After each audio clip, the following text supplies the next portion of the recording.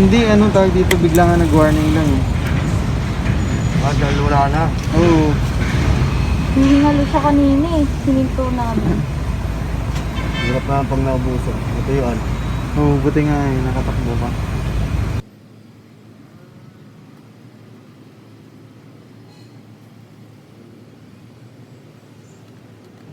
Sakto na kaya yan? Let's see. Boom! Pasok. Pasok ba?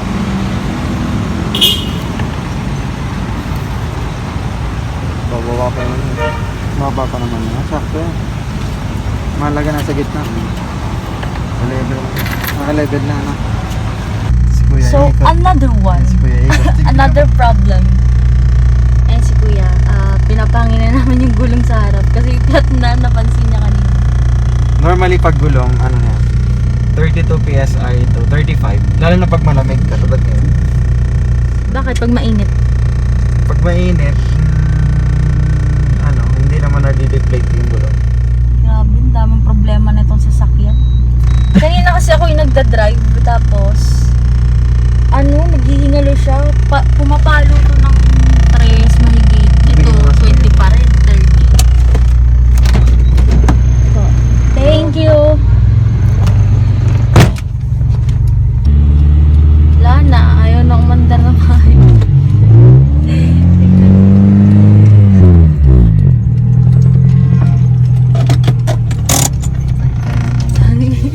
Sinusumpong.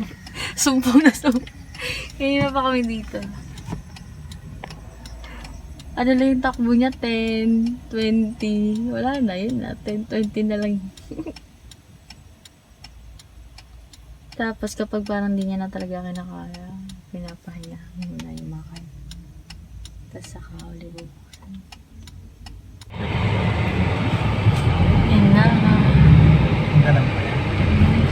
So papahatak na namin yung kotse dun sa may gasolina sa Barlay.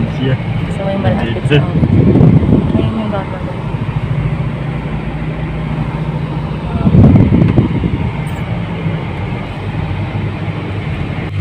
Testing. Testing kung aakit yung ano. Tapos ganun pa rin eh. Yung pumapalo lang yun, no? Yung parang RPM.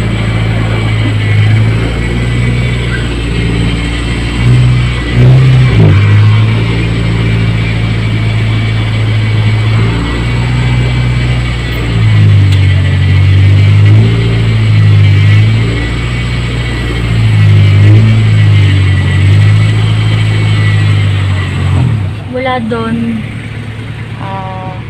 nilagay ko sa neutral, tapos nakababa yung handbrake. So yun, kakabitan na nila yung nung panghila.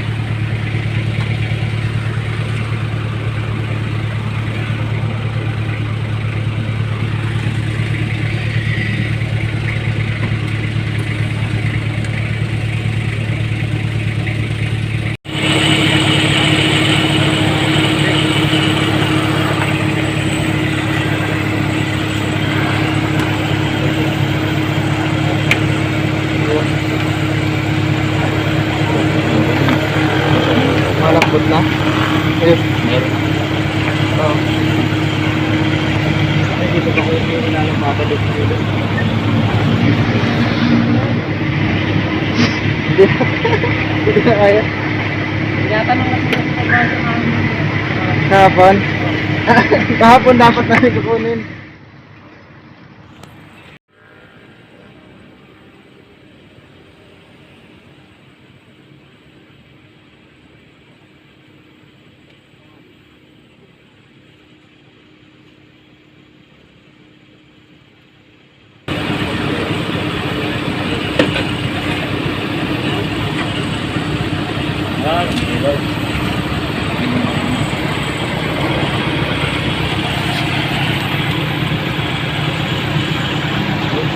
Napasya kayo ito bakit?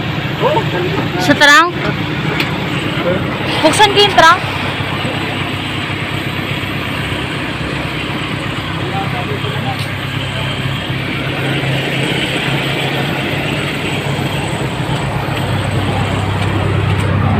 Petrang. Ayok.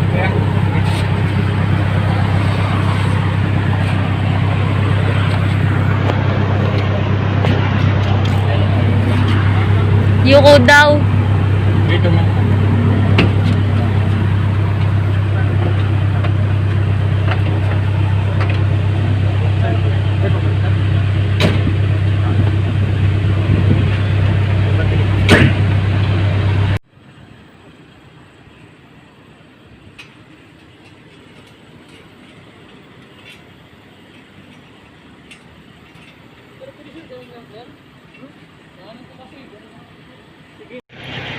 Kaya natanggal to. Natanggal, wala pa rin sa balik.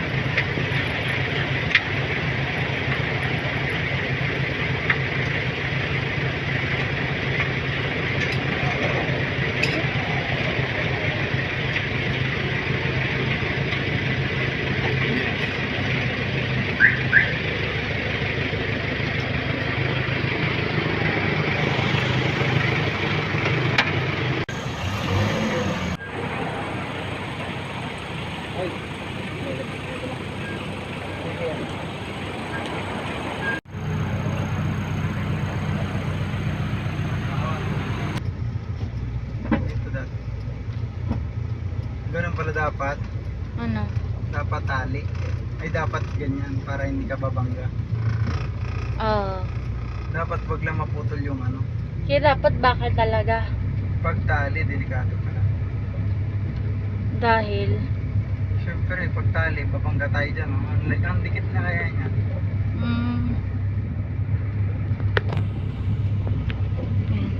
katabi ka to. Kasi nagkakayo ko. Nakakatakot. Pag sa paano ito palasong. Oo. Bigla maputol yung tornilyo, sayang. Kaya lalay ka sa preno. Pag pormeno ka naman, tapos hindi kayo sabay, delikado din. Baka mamaya, maputol. Kasi maandar pahila ka siya. lang talaga. Papahila ka lang. Wala kang gagawin kundi. Hindi na lang yung manibela. Manibela, preno. Ano, maigib yan. Hindi pwedeng pormeno basta-basta. Sobrang dahan-dahan na talaga niya. Wow. Grabe, takot ako. Kaya pala yung mga nagtotow, no, sobrang bagal din talaga ng takbo nila. Ito na yung palusong na daan.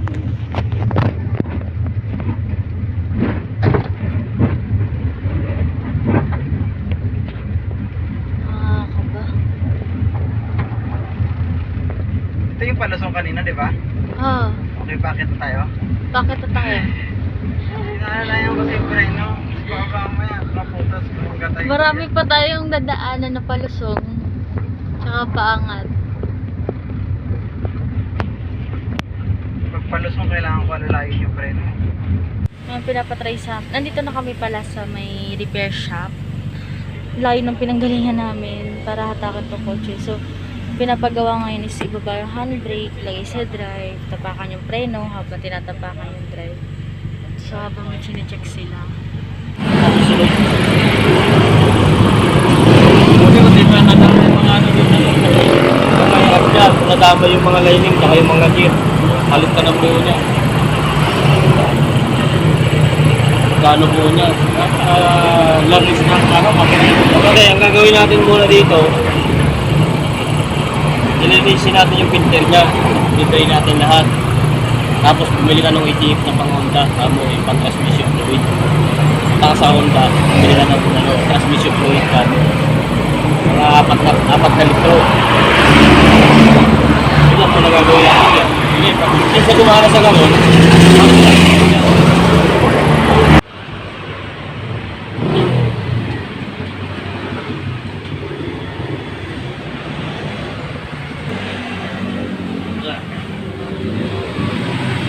May tagas na. bigla kang tutigil.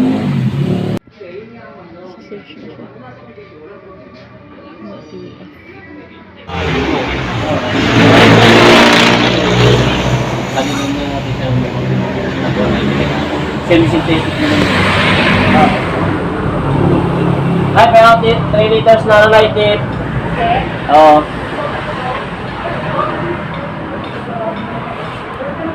Malaman natin yan pag umatak siya. Okay, pag hindi na umatak, may problema natin. Try muna the ordinary. Kasi may kamahalan yung ATF na pang Honda. Yung ATF BW1, 400 something siya. So kapag agad yung tinesting tapos hindi gumana, nagsala na kami ng pera. Ay, pang testing. Kasi titingnan pa nila yung leak. Saraduhan ko na. Ano daw to yun, nakabitan daw kasi doon or nalagyan siya ng local na ATF. Kaya hindi siya nag-function na maigi. Yun, nagka-leak siya. Yan yun yung ordinary. So, platinum ATF TX3.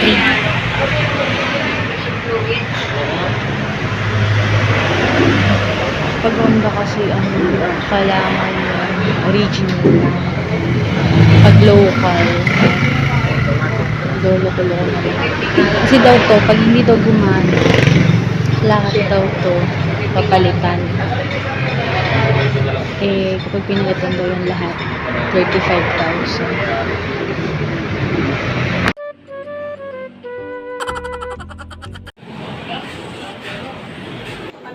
Oh.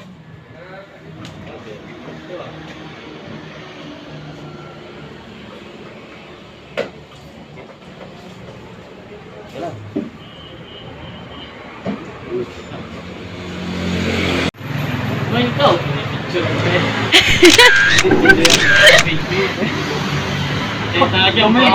Mamamagtit tayo niyan. Tatlo yung gagamitin. And nasali ni isa, ito pangalawa na yung sinasali. So, ibig sabihin kapag bumili tayo ng original nito, tatlo din, wala. Tatlo na, 3 times 450. Ang gastos nga. Tapos kagastos ka ng 1,000. Parang cobra.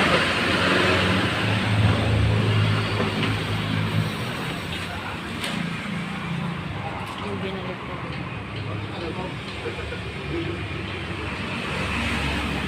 Go! Testing. Uy!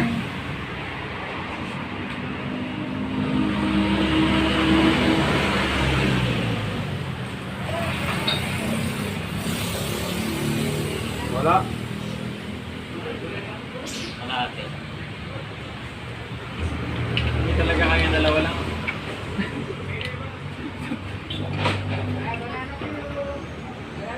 Vacuum. Kakain lang eh, boss eh. Kung saan ka na. Kakain lang namin eh. Patingin. Oh?